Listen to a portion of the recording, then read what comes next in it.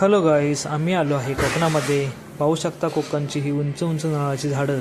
तसेच आम्ही पाण्यामध्ये बसून देखील फोटो काढलेले आहेत. पाहू शकता आमचे ग्रुप फोटो पाण्यामध्ये बसून आनंद घेताना आम्ही सर्व सवंगडी.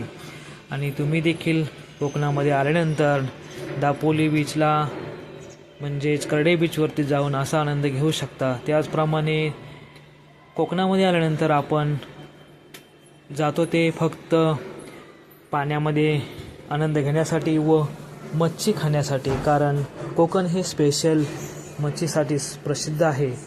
तर कोकणामध्ये बघा, दापोली साईड आल्यानंतर हरणे बीच हे खूप प्रसिद्ध आहे माशांसाठी, कारण तिथं रोज संध्याकाळी व सकाळी ताजे मासे आपण घेऊ शकता. आम्ही सर्वजण आलेलो आहेत या ठिकाणी मासे खरेदी करण्यासाठी. पाहू शकता छान ताजे मासे तुम्हाला या ठिकाणी भेटतील.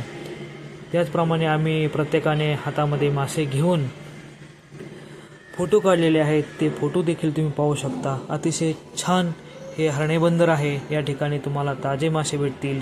सर्वांनीच मासे हातात घेऊन फोटो काढलेले आहेत आणि फायनली आम्ही मासे फ्राय करून खाल्ले देखील आहेत. पाहू शकता अतिशय छान.